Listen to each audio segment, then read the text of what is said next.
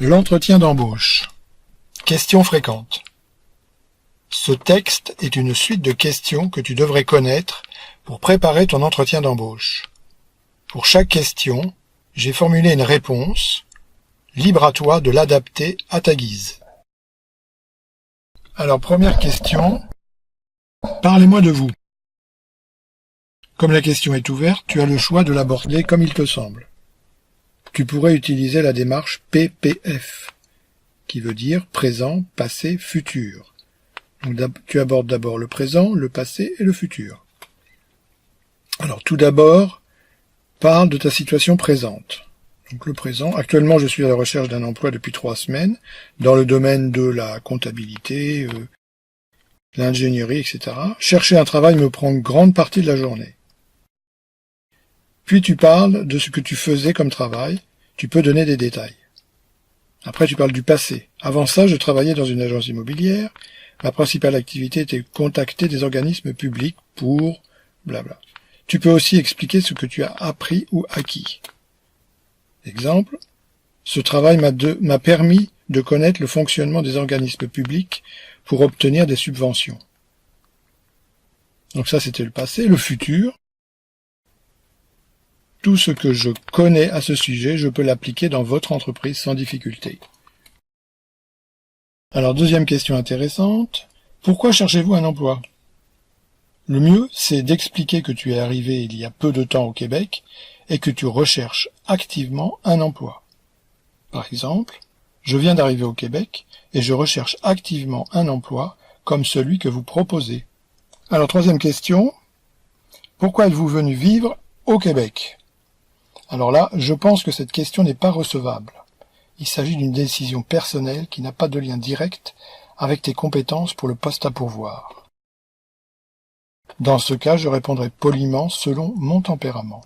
Comme par exemple, j'aime les grands espaces, ou j'ai toujours voulu vivre en Amérique du Nord. Ou, je suis passionné par les langues étrangères, c'est la raison pour laquelle j'ai toujours voulu vivre dans une ville multiculturelle. Mais cette question n'a pas de rapport direct avec le poste à pourvoir, donc on n'est pas obligé d'y répondre. Alors, autre question. Pourquoi êtes-vous le candidat idéal pour ce poste? Pour cette question, tu dois résumer tes compétences essentielles. Donne des exemples concrets. Alors, par exemple, je suis le candidat idéal pour ce poste car j'ai d'excellentes compétences dans la communication et je suis très organisé. De plus, j'ai une formation universitaire en communication. Dans ma dernière expérience professionnelle, j'avais pris l'habitude de me renseigner sur les clients avant de les rencontrer. Grâce à cette préparation, j'ai réussi à signer 10 contrats dans une période de 3 mois. Cela montre ma détermination et ma volonté de réussir. 2 qualités indispensables pour ce. Alors, une autre question. Quel est votre plus grand échec au travail? Donc, le recruteur cherche à savoir si tu es capable de corriger tes erreurs. Donc, mets l'accent sur les leçons que tu auras tirées d'un échec au travail.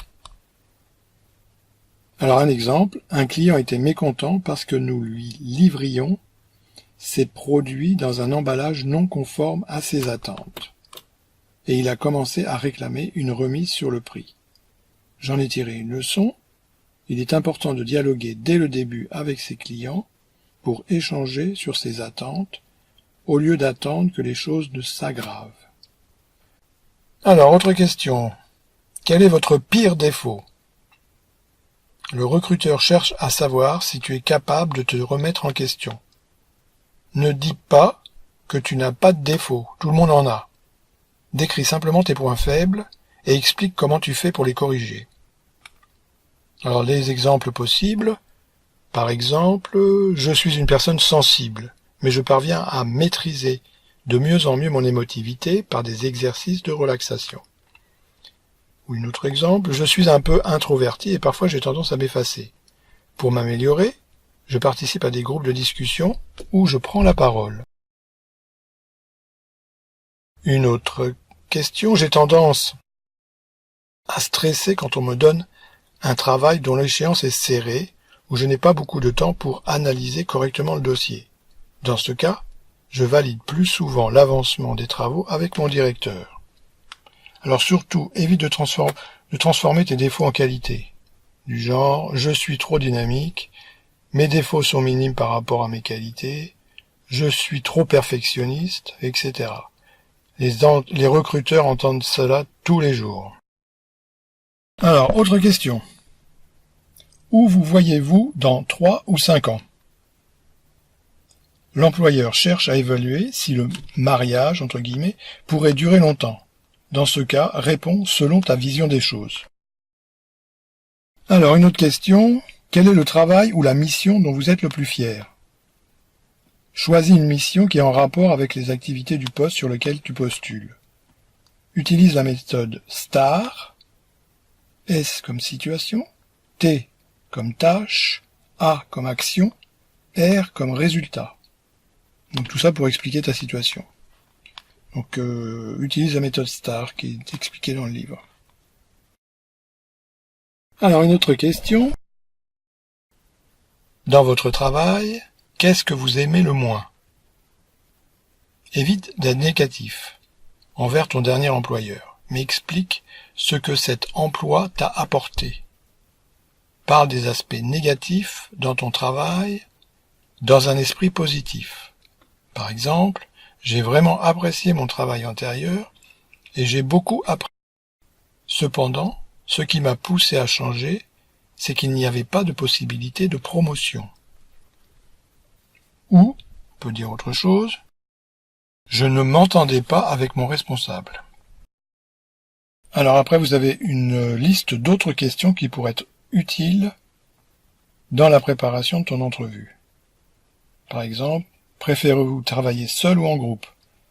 Quelles sont d'après vous les 3 compétences clés pour ce poste? Qu'allez-vous nous apporter? Vous pensez être le candidat idéal? Pourquoi? Qu'avez-vous compris du poste? Pourquoi cherchez-vous à quitter votre emploi? Pourquoi souhaitez-vous travailler avec nous? Comment gérez-vous votre stress? Quelles sont vos principales qualités? D'après vous, quelles sont les règles d'une réunion efficace?